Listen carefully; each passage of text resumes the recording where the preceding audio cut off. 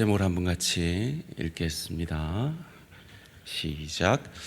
요한복음 21장을 감사하는 사람. 여러분, 엄마 되시고 아빠 되시고 할아버지 되시고 할머니 되시는데 우리 어린 아이들에게 절대 해서는 안 될 질문이 있습니다. 그런데 우린 너무 자주 그 질문을 합니다. 그 질문이 뭔지 아시죠? 엄마가 좋아? 아빠가 좋아? 왜냐하면 교육학자들이 말하기를 아이들에게 가장 해로운 교육이 비교하는 것이다. 그래서 그 아픔으로 인해 한국만의 새로운 단어가 생겼잖아요. 엄친아, 엄마 친구 아들, 엄친딸, 엄마 친구 딸이라는 참 생겨서는 안 되는 그런 말들이 이 땅에 생겼습니다. 제가 대학교 시절에 기독교 세계관을 공부할 때 배운 기억이 나는데요. 이 비교 의식은요, 진화론적인 사고라고 합니다. 우리는 진화론을 믿지 않습니다. 창조론을 믿습니다. 창조론은요, 모든 것이 하나님 보시기에 좋은 것입니다. 그런데 진화론은 끝없이 비교하기 때문에 열등해지는 것이죠. 소원합니다. 가정에서, 일터에서, 주의 교회에서 창조론적으로 칭찬하시고 격려하시는 저와 우리 모든 성도님들 되시기를 주님의 이름으로 축원합니다. 지난번에도 말씀드렸듯이 오늘 본문 요한복음 21장은 요한복음의 추신이라고 할 수 있습니다. 우리가 어릴 때 연애 편지 쓸 때 자주 썼던 그 PS 말이죠. 뭔가 할 말이 있었는데 그 편지 안에는 다 담지 못한 그 내용을 추신으로 쓰는 것이 요한복음 21장입니다. 왜냐하면 요한복음 20장은 요한복음 20장에서 끝이 났어요. 요한복음 20장 31절에 이렇게 우리에게 말하고 있지요. 오직 이것을 기록함은 너희로 예수께서 하나님의 아들 그리스도이심을 믿게 하려 하며 또 너희로 믿고 그 이름을 힘입어 생명을 얻게 하려 함이니라. 예수 믿고 생명 얻게 하려고 이걸 썼다라고 결론을 내렸습니다. 그런데 21장이 추신으로 등장합니다. 이 예수 믿고 생명 얻는데 못다한 말이 있는 것이죠. 무엇일까요?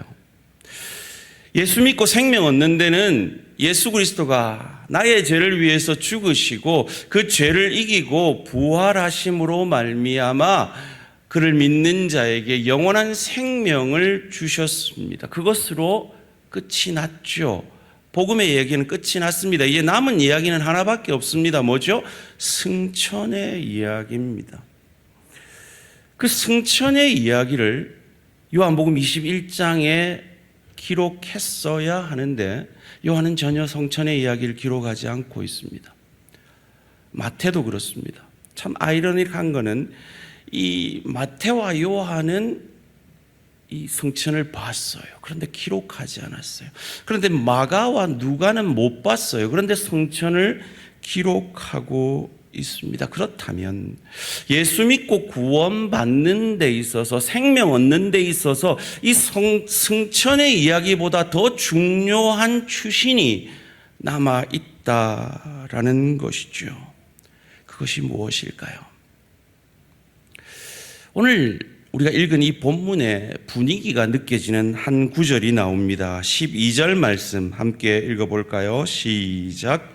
예수께서 이르시되 와서 조반을 먹으라 하시니 제자들이 주님이신 줄 아는 고로 당신이 누구냐 감히 묻는 자가 없더라. 여러분, 무거운 분위기가 느껴지십니까? 여러분, 모임 자리가 무거울 때는 아무도 말을 안 하죠. 지금 바로 그런 분위기인 것입니다. 그런 분위기를 깨기 위해서 예수님께서 말을 시작하시죠. 15절 말씀입니다. 그들이 조반 먹은 후에 예수께서 시몬 베드로에게 이르시되 요한의 아들 시몬아 내가 이 사람들보다 나를 더 사랑하느냐 하시니 이르되 주님 그러하나이다. 내가 주님을 사랑하는 줄 주님께서 아시나이다. 이르시되 내 어린 양을 먹이라 하시고. 여러분, 교육학자들이 절대 해서는 안 되는 말이 뭐라고요? 비교하는 거라고요. 그런데 지금 예수님 뭐 하고 계세요? 비교하고 계세요. 내가 이 사람들보다 나를 더 사랑하느냐. 어떤 사본에는요, 이 사람들이 아니라 이것들보다라고 되어 있어요. 네가 잡은 이 물고기들보다 네가 나를 더 사랑하느냐라고 비교하며 물으시는 겁니다. 왜요? 베드로 수준으로 예수님이 내려가서 물으시는 거죠. 지금 예수님이 지어준 게바 베드로라는 이름으로 그를 부르고 있지 않습니다. 예수님 만나기 전에 그의 이름 요한의 아들 시모나라고 부르고 계십니다. 왜요? 그들이 예수님 만나기 전의 삶으로 무력감 가운데 돌아가 있기 때문이죠. 그런 그들의 수준으로 내려가서 비교하시면서 물으시는 겁니다. 이 사람들보다 나를 더 사랑하느냐? 이 말은 달리 해석하면 네가 아직도 제1이라고 생각해? 라고 묻는 질문일 것입니다. 그때 그는 말합니다. 주님 그렇습니다. 제가 그래도 수제자 아닙니까? 제가 그래도 주님이 물으시는 아가페로는 사랑 못했어도 필레오로는 사랑합니다. 여기서 우리 본문은 그냥 사랑이라고 되어 있지만 원문은 예수님의 질문은 아가페 사랑이었어요. 그의 대답은, 베드로의 대답은 필레오였어요. 여전히 비교의식 가운데 그래도 나 정도 다 도망갔잖아요. 그래서 나는 거기 있었잖아요. 나는 필레오 정도는 했잖아요. 라고 고백하고 있는 것입니다.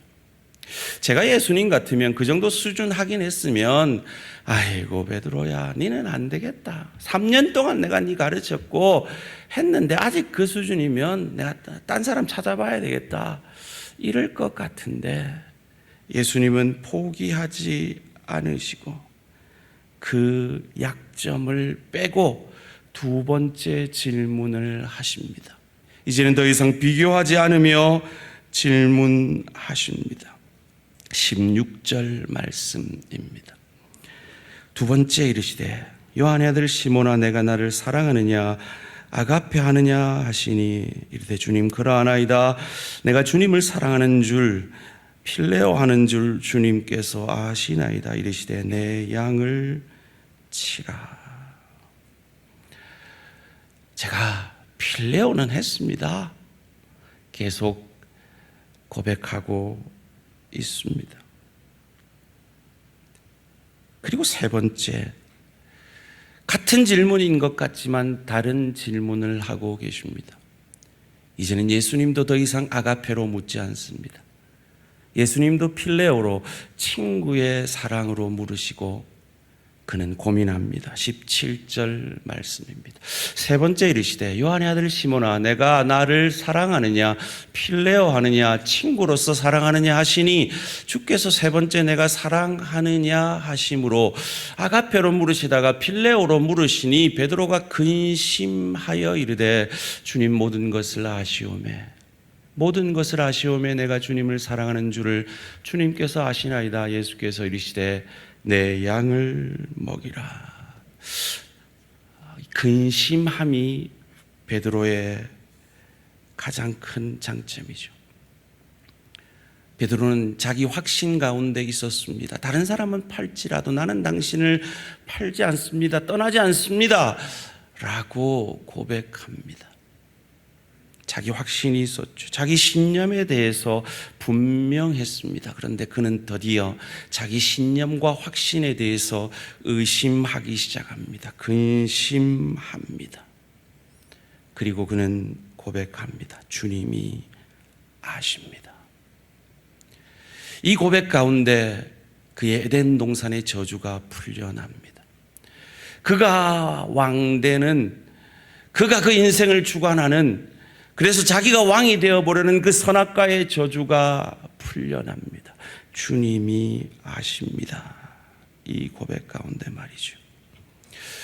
왜 예수님이 필리아로 물으셨을까요? 이 또한 예수님이 베드로의 수준으로 낮아지신 겁니다. 그의 수준에 맞추어 주신 겁니다. 그를 섬겨 주신 것입니다. 여러분 한번 생각해 보십시다. 예수님은 베드로가 3번 배반할 줄 알았어요? 몰랐어요? 알았습니다. 놀랍네요. 지금 제가 방금 이 질문을 했는데 우리 성도님들은 가만 입도 안 뻥끗 안 하고 있는데 오늘 교회 새로 오신 분이 알았어요 이렇게 대답을 하셨어요. 아유 놀랍습니다. 제가 깜짝 놀랐어요. 네. 이 교회 처음 오신 분들도 아는 사실이에요. 알았어요. 예수님이 알았는데 왜 굳이 이 일을 하게 하시느냐, 왜 이 복잡한 과정을 거치시느냐 말이에요. 차라리 베드로 오지 못하게 하지. 왜냐하면 예수님의 목적은 이 베드로의 부족이 아니에요. 예수님의 목적은 부족해도 이를 사람 낚는 어부 되게 하시는 거예요. 그런데 그 과정 속에서 반드시 필요한 것이 있다라고 예수님은 요한복음 12장에서 가르쳐 주셨어요. 그것을 위해서 이 과정이 필요했던 거죠. 요한복음 12장 23절에서 25절 말씀입니다. 예수께서 대답하여 이르시되 인자가 영광을 얻을 때가 왔도다. 내가 진실로 진실로 너희에게 이르노니 한 알의 밀이 땅에 떨어져 죽지 아니하면 한 알 그대로 있고 죽으면 많은 열매를 맺느니라. 25절 자기의 생명을 사랑하는 자는 잃어버릴 것이요 이 세상에서 자기의 생명을 미워하는 자는 영생하도록 보전하리라.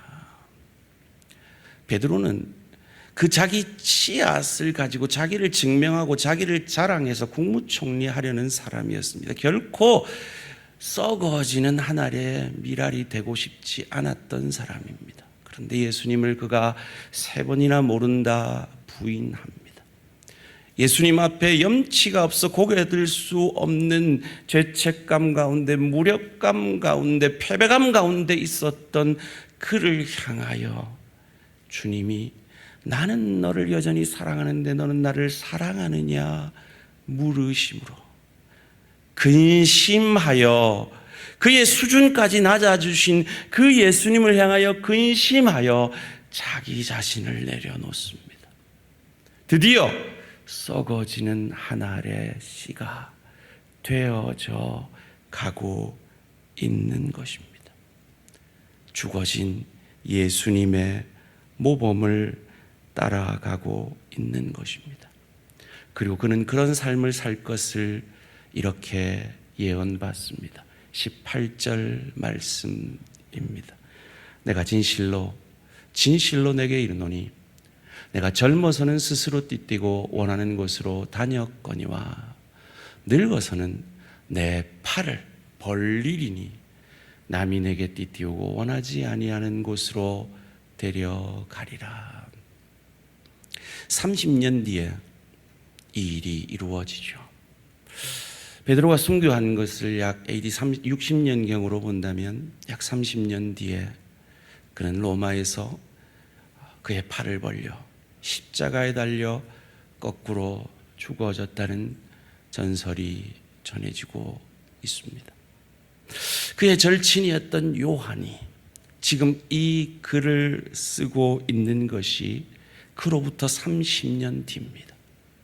성령의 감동하심으로 그의 절친 베드로가 어떻게 죽었는지를 돌아보면서 이 예수님의 말씀이 이렇게 신실하게 이루어졌구나 감동하며 그 글을 쓰고 있는 것입니다. 그런 선교의 제물, 복음을 위해서 죽어지는 한 알의 씨가 되어지는 그 일에 대해서 예수님이 반드시 그 일을 이루겠다라고 19절 말씀 가운데 이렇게 말해주고 있습니다.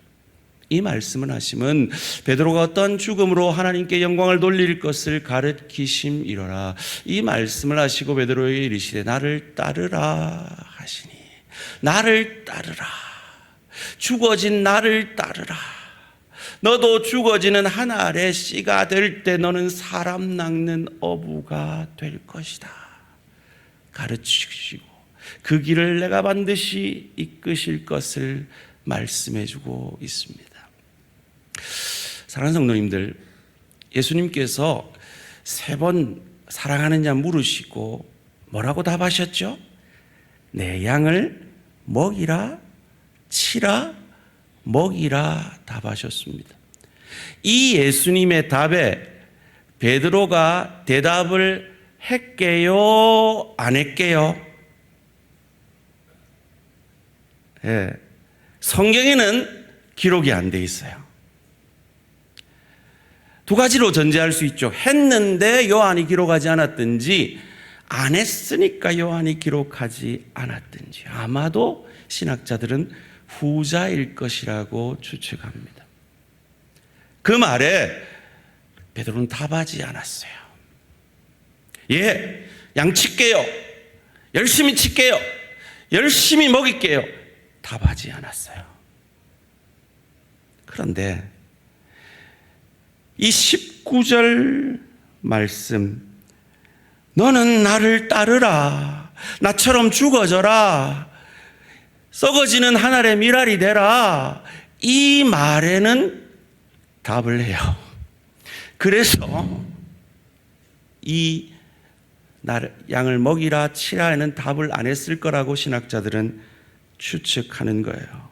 20절 21절 말씀 함께 읽습니다. 시작. 베드로가 돌이켜 예수께서 사랑하시는 그 제자가 따르는 것을 보니 그는 만찬석에서 예수의 품에 의지하여 주님을 파는 자가 누구 오니이까 묻던 자더라. 이에 베드로가 그를 보고 예수께 여짜오되 주님, 이 사람은 어떻게 되겠사옵나이까? 너는 나를 따르라 했을 때 예 따르겠습니다가 아니라 쟤는요 이러고 있는 거예요.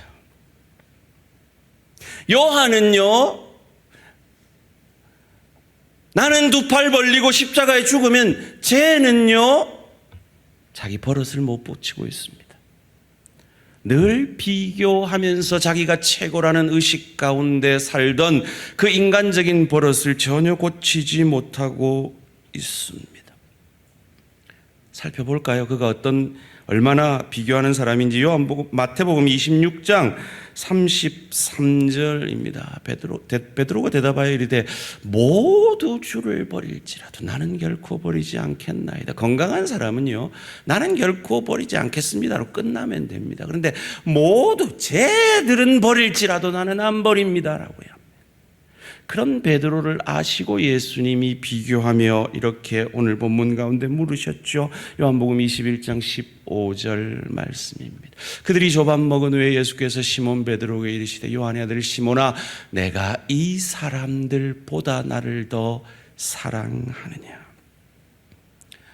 그 버릇 못 고치고 너는 나를 따르라 하는 이 엄중한 명령 앞에서도 그는 비교합니다. 방금 읽은 21절 말씀입니다. 이에 베드로가 그를 보고 예수께 여짜오되 주님, 이 사람은 어떻게 되겠사옵나이까? 여러분, 이 베드로의 모습이 누구 같습니까? 누구 같아요? 나 같죠? 우리 같죠? 자, 그렇다면 이 한심한 이야기를 추신에 예수 믿고 생명 얻게 하려는 이 요한복음의 목적을 이루기 위해서 추신까지 써가면서 기록한 이 21장이 승천 얘기, 그 놀라운 승천의 이야기를 기록하지 않는 대신에 이 한심한 이야기를 기록하고 있는 이유가 무엇일까요? 예수님 이야기 더 쓸 수 있었어요. 25절 말씀입니다. 예수께서 행하신 일이 이 외에도 많으니 만일 낱낱이 기록된다면 이 세상이라도 이 기록된 책을 두기에 부족할 줄 아노라. 그 부족한 면을 겨우겨우 한 면 내어서 쓴 이 요한복음 21장이 왜 이렇게 한심한 이야기로 채워졌느냐는 겁니다. 왜 승천 이야기는 기록하지 않느냐는 거예요. 마가는 이렇게 승천 이야기를 기록하고 있습니다. 마가복음 16장 19절에 주 예수께서 말씀을 마친 이후에 하늘로 올려지사 하나님 우편에 앉으시니라. 마가도 그렇게 화려하게 기록하진 않아요. 그냥 아주 짧게 기록해요. 누가도 이렇게 기록합니다. 누가복음 24장 51절입니다. 축복하실 때 그들을 떠나 하늘로 올려지시니 어떤 사본에는 없기 때문에 갈로까지 매기고 있어요. 여러분, 우리 생각 같으면 승천 이야기가 예수 믿고 생명 얻는데 구원받는데 제일 확실한 이야기 될 것 같지 않습니까? 오늘 우리가 예배당에 나갔는데 갑자기 예수님이 승천하시는 모습 봤다 그래요. 그럼 다 믿지 않겠습니까? 우리는 이렇게 생각한다는 거예요. 누가가 기록한 사도행전 1장 8절 9절이 그나마 좀 구체적으로 기록했어요. 오직 성령이 너희에게 임하시면 너희가 권능을 받고 예루살렘과 온 유대와 사마리아와 땅끝까지 이르러 내 증인이 되리라 하시니라. 이 말씀을 마치시고 그들이 보는데 올려져 가시니 구름이 그를 가르려 보이지 않게 하더라. 얼마나 멋진 장면이겠습니까? 그런데 왜 이 멋진 장면 대신 이 한심한 제자들의 모습을 기록하고 있는 걸까요? 왜 여전히 서로 비교하는 이 실망스러운 모습을 기록하고 있는 걸까요? 그런 제자들임에도 불구하고 그런 제자들을 여전히 사랑하시고 그런 제자들에게 사명을 맡기시는 그 주님이 내가 믿는 주님인 것을 아는 것이 승천의 놀라운 기적의 기사보다 한 영혼을 예수 믿고 생명 얻게 하는데 더 소중한 말씀이기 때문인 것입니다. 왜요? 바로 우리가 이 베드로 같은 모습이기 때문입니다. 다시 한번 요한복음 20장 31절을 한 목소리로 읽겠습니다. 시작. 오직 이것을 기록하면 너희로 예수께서 하나님의 아들 그리스도이심을 믿게 하려 하며 또 너희로 믿고 그 이름을 힘입어 생명을 얻게 하려 함이니라. 우리는 쉽게 믿으려면 기적을 보면 된다라고 얘기합니다. 승천의 기적을 보면 된다고 얘기합니다. 그런데 하나님의 생각은 다르신 것 같아요. 그 기적보다 더한 기적이 있는데 도저히 사랑할 수 없는 베드로와 이 제자들까지도 여전히 사랑하시고 도저히 믿을 수 없는 이 제자들에게 사명을 맡겨주시는 이 예수님의 모습이 승천보다 더한 기적이며 승천보다 더한 믿음의 역사를 만들어낸다라는 것입니다. 오늘 말씀의 제목이 뭐였죠? 요한복음 21장을 감사하는 사람. 누구였을까요? 베드로였을 겁니다. 요한복음 21장이 없었다면 베드로는 예수님을 3번이나 모른다 저주하며 부인하는 그 기록으로 그의 일생이 끝이 났겠죠. 그의 그 사도행전에서의 그 성령 받기 전까지 그의 모습은 감추어져 있었을 것입니다. 그런데 요한복음 21장을 그의 절친 요한이 성령의 감동으로 기록함으로 그가 정죄함 가운데 끝난 게 아니라 그런 그를 여전히 사랑하시고 그런 그에게 사명을 맡겨주시며 그 주님께 사랑을 고백하는 자로 우리에게 기억되게 해 준 것입니다. 베드로는 요한이 참 고마웠을 것 같습니다. 그리고 이 요한복음 21장이 감사한 또 다른 사람이 있습니다. 그것이 누구입니까? 바로 저와 여러분들입니다. 늘 넘어지고 쓰러지는 우리에게 다시 한번 기회를 주시고 여전히 그런 모습이라도 지난 한 주 쓰러지고 넘어진 너의 모습이라도 나는 여전히 너를 사랑하는데 너는 나를 사랑하느냐 물으시며 사명을 다시금 맡겨주시는 그 요한복음 21장이 저는 참 고맙습니다. 여러분은 어떠십니까? 오늘 이 세상은 요한복음 21장을 찾아보기가 힘든 세상입니다. 한번 나한테 찍힌 사람은 다시 안 보려고 하는 세상입니다. 한번 실망한 사람은 내 인생에서 제외하려고 하는 세상입니다. 그런데 성경은 하나님한테 찍힌, 아니 세상적으로도 찍힌 사람들을 회복하는 책입니다. 오늘 본문의 베드로가 그렇습니다. 사울이 바울 된 것도 그렇죠. 다윗은요, 살인죄, 간음죄를 범한 사람입니다. 그런 자도 회복시키시는 것이 하나님의 역사입니다. 요한복음 21장을 쓰시는 하나님의 역사입니다. 그런데 우리는 그 요한복음 21장을 통해 회복된 우리는 그 요한복음 21장을 쓰고 싶지가 않습니다. 제가 그랬습니다. 뉴욕에서 목회할 때 뉴욕 지역에서 가장 큰 교회 목회자가 7개로 넘어졌습니다. 뉴욕 바닥이 완전히 뒤집혔습니다. 그 교회는 풍지박산이 났습니다. 그런데 그 목사님이 자기를 따르는 교인 몇백 명을 데리고 옆에서 교회를 시작합니다. 다들 욕했죠. 제가 뉴욕에서 아버지 학교 강사로 섬겼는데요. 목회자 아버지 학교 제가 소그룹 리더로 섬기는 그때 그 목사님이 저희 조에 들어오셨습니다. 제게 처음 든 마음이 저 사람이 왜 여기를 와 였습니다. 오랜 시간이 지난 뒤였습니다. 어쩌면 하나님께서 그에게 충분한 회개의 시간을 주셨을지도 모를 시간이었습니다. 그럼에도 불구하고 제 마음에 먼저 떠오른 생각은 저 사람이 여길 왜 와 였습니다.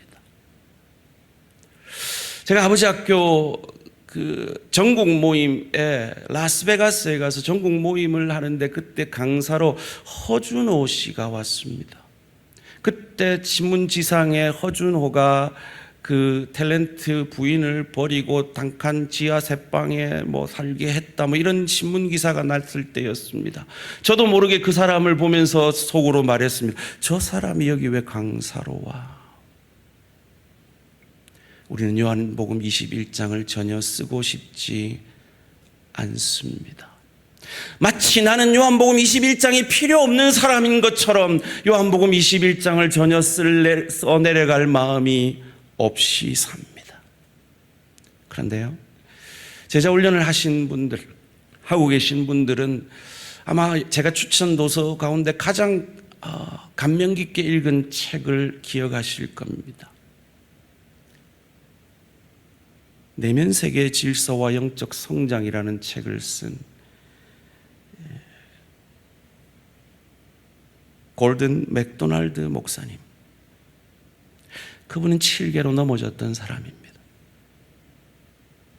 그런데 하나님께서 회복시키셔서 이전보다 더 깊은 영성의 책을 그에게서 만들어 내신 분입니다. 이 하나님이 저와 여러분의 하나님인 것을 믿으시기를 주님의 이름으로 축원합니다. 오늘 이 자리에 나의 죄책감으로 고민하고 있는, 아파하고 있는 내 지체가 있습니까? 기억하십시오. 하나님은 여러분을 위해 요한복음 21장을 우리에게 전해주시는 하나님이십니다. 혹 이 자리에 나는 너랑은 끝이야 라고 내게 실망을 끼친 그 누군가에게 요한복음 21장을 전혀 쓰고 싶지 않은 분이 계십니까? 그렇다면 예수님이 말합니다. 나도 너에게 요한복음 21장을 쓰지 않을까 라고요. 사도 요한, 이 요한복음을 쓰고 있는 이 사도 요한의 별명이 있었습니다. 하나님이 주께서 사랑하시는 자였습니다. 요한이 제자들 중에 최연소자였을 것이기 때문일 겁니다. 그런데 저는 생각해 봅니다. 바로 이 요한복음 21장을 베드로를 위해 성령의 감동으로 쓰고 있는 이 요한의 마음이 예수님 보시기에, 하나님 보시기에 가장 사랑스러운 마음이기에 그를 주께서 사랑하는 자라고 기록하고 있는 것은 아닐까요?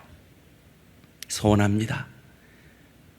하나님의 사랑을 받은 자로서 이 요한복음 21장을 써내려감으로 요한처럼 하나님의 사랑하시는 자, 주께서 사랑하시는 자가 되는 저와 우리 모든 성도님들 되시기를 주님의 이름으로 축원합니다.